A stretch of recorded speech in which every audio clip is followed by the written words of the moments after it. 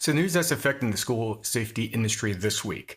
As one may very well imagine, that the events in Uvalde and now Duncanville, both in Texas, has really raised a level of concern for administrators during the summer and obviously returning into the school year. I think one of the things that we can really touch on, and something that is starting to come out of the Uvalde shooting, is the use of additional door locks or door barricades, meaning a secondary device beyond the door lock that is maybe installed on the door to prevent the door from being open or to prevent entry. And so these types of locks range everything from metal devices that drop into the ground, your installation, you drill a hole into the ground, there's a pin or some sort of other mechanical device that prevents the door from opening, sleeves that go over the mechanism for the door return or the door lock return at the top of the door to keep the scissor action from working.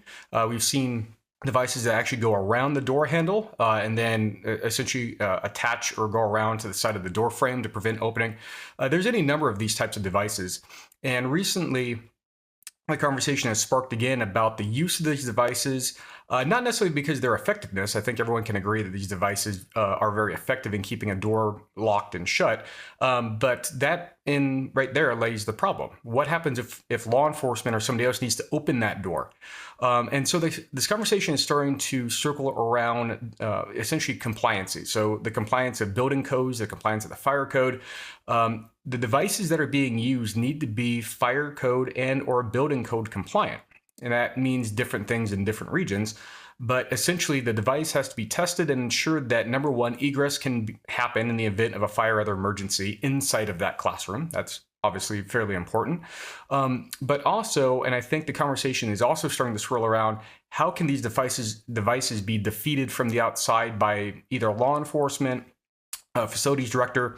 Essentially, this lock has been used for a nefarious reason. And so whether it's maybe if it's a student in the classroom who's trying to lock himself in or herself in for whatever reason, perhaps an armed intruder that gets into a classroom and now wants to turn the scenario into a barricaded suspect situation as opposed to a active shooter situation. So there are any number of reasons why these devices should have the ability to be removed or essentially disengaged from the outside. And I think this topic is what's coming up in the design of some of these devices, in addition to some of the compliancy issues by state. And so within the industry, there's essentially a call that if schools or organizations are using these types of secondary devices, number one, ensure that the device is building code compliant and fire code compliant. We should not be using devices that are not locally compliant or otherwise authorized by perhaps a fire marshal or other safety official. And then number two, understand the use of these devices and how, should they be used improperly, how can we disengage these devices either remotely from the outside? There's a number of manufacturers that have this type of capability, either by maybe a secondary tool that slides underneath the door that removes, perhaps the pin or the locking device. Everything from electronic devices that would disengage an electronic lock, magnets or other devices that you would have the ability to essentially through the door move the metal device out of the way. So there's a number of essential keys or maybe simply put an antidote to that door lock to be removed in the event of an emergency, in the event that first responders have to get in addition to the obvious, which is a room key. I think the other thing is we look at both door locks and barricading devices. Each organization, each school should have a plan and readily available for first responders. That's ranging again from active shooters and law enforcement to maybe medical emergencies and fire and EMS officials, a way to get into these rooms and fairly quickly. So whether it be a go bag or a crisis bag that's located in the front office and maybe a couple other locations on campus, just tactically placed essentially depending on the incident. So that way when first responders arrive, they have not only the key to all the classrooms and all the buildings, but again, if we're using a secondary lock device, that they have the ability to disengage that device in order to get into the room. And this has been accomplished in a number of ways across the country.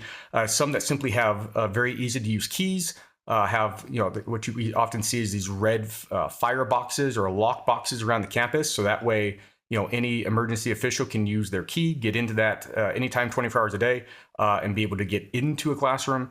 The go bags or the little bit bigger bags tend to have things like those keys, a map of the school or a map of the campus, including classrooms, orientation, numbers, all those types of things. Some of the basics, so that way Again, law enforcement and EMS have good information when they get there. They have the tools that they readily need to get into a classroom should they be locked or with secondary devices being barricaded, and have the ability to handle and service the emergency as rapidly as possible.